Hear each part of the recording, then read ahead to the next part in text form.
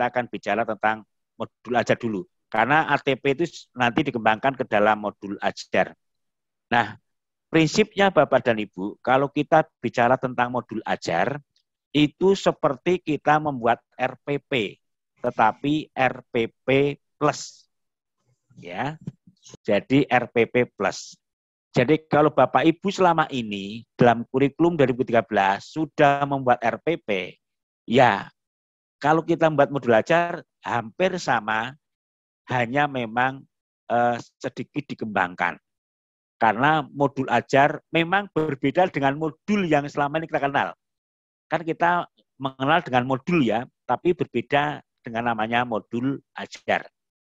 Nah, konsep modul ajar adalah sejumlah alat atau sarana media, metode, petunjuk, dan pedoman yang dirancang secara sistematis dan menarik. Kemudian, modul ajar merupakan implementasi dari alur tujuan pembelajaran yang dikembangkan dari capaian pelajaran dengan profil pelajar Pancasila sebagai sasaran. Jadi intinya ada di CP, kemudian CP dikembangkan melalui ATP. ATP itu seperti silabus, setelah silabus nanti muncul bagaimana pembagian dalam kegiatan pembelajarannya, nanti setiap kegiatan pembelajaran akan dibuat melalui RPP plus atau modul ajar. Kemudian modul ajar disusun sesuai dengan fase atau tahap perkembangan peserta didik, mempertimbangkan apa yang akan dipelajari dengan tujuan pembelajaran dan berbasis perkembangan jangka panjang. Nah, guru perlu memahami konsep mengenai modul ajar agar proses pembelajaran lebih menarik dan bermakna. Sekali lagi, modul ajar itu dimulai dari bagaimana itu profil pelajar Pancasila dengan 6 konsep dasar tadi, kemudian akan muncul di dalam CP atau capaian pelajaran, akan muncul di dalam alur tujuan pelajaran, di masing-masing alur pelajaran akan dibuat modul ajar seperti gambar di samping kanan materi itu. Kemudian untuk membuat modul ajar tentunya kita harus tentunya modul ajar yang standar secara nasional atau standar dari pusat kurikulum dan perbukuan. Kalau kita membuat modul sesuai dengan pusat kurikulum dan perbukuan, tentunya modul ajar ini yang lengkap sesuai dengan panduan. Apakah nanti guru bisa mengembangkan sendiri yang tidak selengkap dengan komponen modul ajar dari Kemdikbud? Saya kira boleh-boleh saja. Hanya saja memang itu sifatnya modul ajar yang tidak lengkap, boleh katakan begitu itu.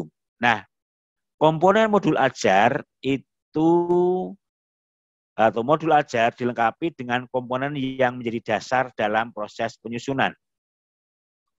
Komponen modul ajar dalam panduan dibutuhkan untuk kelengkapan persiapan pembelajaran. Apa itu? Ada komponen informasi umum, ada komponen inti, ada komponen dalam bentuk lampiran. Nah, yang ada nanti yang ada di dalam informasi umum dalam sebuah modul itu apa? Yaitu ada identitas sekolah, ada tempat kerjanya, atau nanti akan kita lihat apa itu boleh dikatakan data-data yang muncul di tempat kita, ada profil pelajar Pancasila, ada sarana-prasarana yang dibutuhkan, bagaimana target peserta didik, juga bagaimana model pembelajaran yang akan dilakukan oleh guru. Itu yang di informasi umum.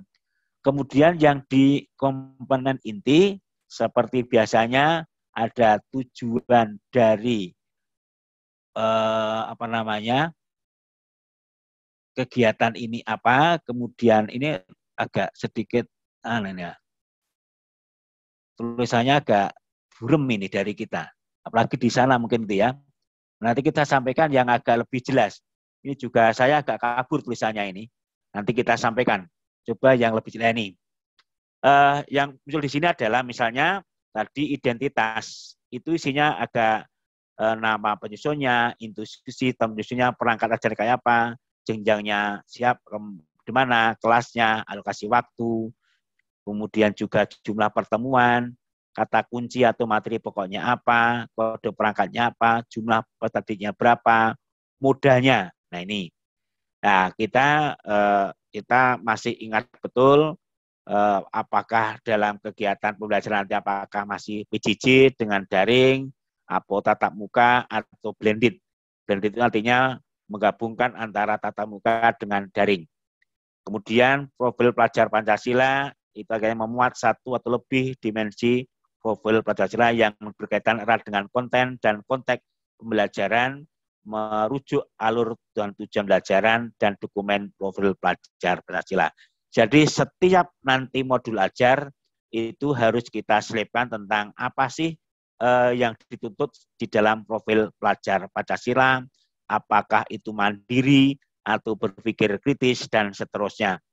Kemudian di dalam tujuan pembelajaran paling tidak harus dapat dijabarkan merujuk pada berbagai prinsip, namun tidaknya memuat 3 poin penting. 1 adalah kompetensi, apa kompetensi atau kemampuan yang dapat didemonstrasikan peserta didik atau ditunjukkan dalam bentuk produk yang menunjukkan peserta didik telah berhasil mencapai tujuan pembelajaran, dan tentunya harus menggunakan kata kerja operasional yang dapat diamati, observable skill. Contoh, peserta didik dapat menyajikan solusi untuk menangani perubahan kondisi alam di permukaan bumi akibat faktor manusia. Ini jelas kompetensinya, yaitu menyajikan. Kemudian pemahaman bermakna. Apa ilmu pengetahuan inti atau konsep utama yang perlu dipahami di akhir 1 unit kompetensi? Pertanyaan apa yang perlu dijawab siswa setelah mempelajari unit tersebut? Misalnya ini, perubahan kondisi alam di permukaan bumi akibat faktor manusia. Ini adalah apa nanti efek dari pemahaman bermakna ini, yaitu perubahan kondisi alam. Kemudian variasi adalah keterampilan berpikir apa saja yang perlu dikuasai siswa untuk dapat mencapai tujuan pembelajaran. Tentunya ini tidak terlepas dengan keterampilan berpikir yang berbasis terutama high order thinking skill. Contohnya misalnya menganalisis hubungan. Nah, kalau sudah bicara menganalisis berarti masuk pada kategori keterampilan berpikir high order thinking skill. Sarana prasarana nanti akan dilihat kebutuhan medianya, alatnya, bahan belajarnya, bagaimana komputernya, jaringannya, internetnya, lingkungan belajar yang dimutasi, misalnya dibutuhkan ruang yang lapang untuk anak beraktivitas, ruang terbuka, dan sebagainya. Sarana prasarana alternatif misalnya proses belajar berjalan efektif itu bagaimana. Perkiraan biaya, jadi nanti juga dimunculkan biaya yang dibutuhkan untuk kegiatan itu. Kemudian karakteristik peserta didik. Nah, ini yang memang menjadi ciri khas di dalam kurikulum paradigma baru. Jadi kita setiap guru harus memahami karakteristik peserta didik sebelum melakukan kegiatan pembelajaran. Dan nanti akan dimunculkan di dalam modul ajar ini. Misalnya begini, peserta didik reguler atau tipikal tanpa ketunaan dan kesulitan belajar atau pencapaian tinggi. Kemudian kesulitan belajar dijelaskan hambatan belajar yang dimaksud. Kemudian berpencapaian tinggi, ketunaan misalnya tunanetra, tunarungu, tunagrahita, tunadaksa, Jadi apa sih karakteristik dari anak didik yang akan kita ajar nantinya? Ini harus kita munculkan di dalam modul ajar. Tentunya setiap anak punya karakteristik yang berbeda-beda. Kemudian materi ajar dalam rangka pemilihan materi, ada kesesuaian dengan tujuan pelajaran dan alur tujuan pelajaran, menyampaikan konsep yang sesuai, tidak memuat unsur sara, tidak memuat pornografi dan seterusnya. Yang penting juga sekarang adalah memuat kearifan lokal, daerah setempat dan kekinian, mempertimbangkan isu-isu terkini, juga mempertimbangkan kesediaan sumber daya pendukung dan pelajaran. Kemudian langkah-langkah kegiatan pelajaran seperti biasanya kalau kita menyusun di dalam RPP, jadi urutan-urutan dari bagaimana kegiatan pendahuluan, bagaimana kegiatan inti, juga bagaimana kegiatan penutup. Jadi ini sama persis yang ada di dalam RPP kalau sudah masuk pada langkah-langkah kegiatan pembelajaran. Hanya memang agak sedikit berbeda karena di dalamnya nanti harus bagaimana kita mencoba mengintegrasikan dengan untuk memunculkan, untuk membentuk nilai-nilai profil pelajar Pancasila. Yang sebenarnya selama ini kita sudah melakukan itu, hanya tidak itu dikatakan masuk pada pengembangan atau integrasi nilai-nilai profil pelajar Pancasila. Membentuk anak kritis, membentuk anak untuk kreatif, saya kira sudah biasa kita lakukan. Hanya kita tidak tahu kalau itu adalah bagian dari pengembangan nilai-nilai profil pelajar Pancasila, kemudian kegiatan penutup, itu seperti biasa, yang tentunya yang nanti penekanannya adalah selain kesimpulan, Bapak Ibu harus membuat refleksi, catatan apa sih yang memang sudah dikuasai oleh anak-anak nanti dengan menanyakan kepada anak-anak didik kita. Bagaimana umpan baliknya, juga bagaimana tindak lanjutnya. Dan seterusnya, sedang asesmen ini Bapak dan Ibu, tentunya untuk menetapkan bagaimana penilaiannya itu tidak terlepas dari bagaimana tujuan pembelajaran itu sendiri. Nah, jenis asesmen yang bisa dibuat, saya kira sudah biasa bagi guru-guru SMK, bisa sebuah performa, bisa tertulis, bisa penugasan, bisa praktek atau kombinasi. Tinggal bagaimana capaian pembelajaran yang akan diinginkan, yang akan diukur melalui kegiatan asesmen. Bisa jadi hanya tes tertulis saja, bisa jadi itu sebuah penugasan, bisa jadi praktek saja. Karena apa? Menghasilkan sebuah produk atau portofolio. Bisa jadi ada sebuah kombinasi, seperti kegiatan UKK, ada teorinya, ada prakteknya. Kemudian kriteria untuk mengukur ketersediaan tujuan pelajaran dan asesmen itu melalui asesmen formatif atau yang kita kenal dengan ulangan harian. Kadang kita mengenal ulangan harian itu sama dengan tes formatif, walaupun memang agak sedikit berbeda. Di mana asesmen formatif itu lebih pada perbaikan proses pembelajaran. Nanti bagaimana muatan yang ada di dalam asesmen itu, ada kompetensi atau kemampuan serta pengetahuan apa yang dinilai melalui asesmen akhir unit pelajaran dan seterusnya sampai pada bagaimana melakukan umpan balik. Kemudian refleksi guru Bapak dan Ibu ini. Berisi pertanyaan kunci yang bantu guru untuk merefleksikan ini Bapak Ibu. Apa yang harus direfleksikan Bapak Ibu dalam kegiatan di kelas? Apa yang menurutmu berhasil misalnya? Kesulitan apa yang dialami? Apa langkah yang perlu dilakukan untuk memperbaiki proses belajar?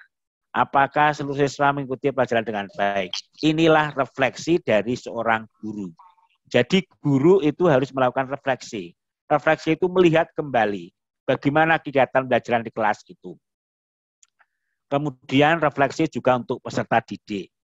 Nah, pertanyaan kunci untuk merefleksikan kegiatan pelajaran di kelas atau siswa dilakukan setiap pertemuan. Jadi setiap pertemuan itu harus ada refleksi. Apa yang menyenangkan dalam kegiatan pelajaran hari ini, apa yang kamu lakukan, yang kamu lakukan untuk memperbaiki hasil pelajaranmu, termasuk kepada siapa kamu akan minta bantuan untuk memahami pelajaran ini. Dan yang keempat, jika diminta untuk berikan bintang 1 sampai 5, berapa bintang yang kamu berikan pada usaha yang telah dilakukan. Jadi ini poin-poin yang ada di dalam refleksi untuk peserta didik. Kemudian lembar kerja peserta didik. Jadi lembar kegiatan siswa ini ditujukan untuk siswa, bukan untuk guru. Dan dapat diperbanyak sesuai kebutuhan.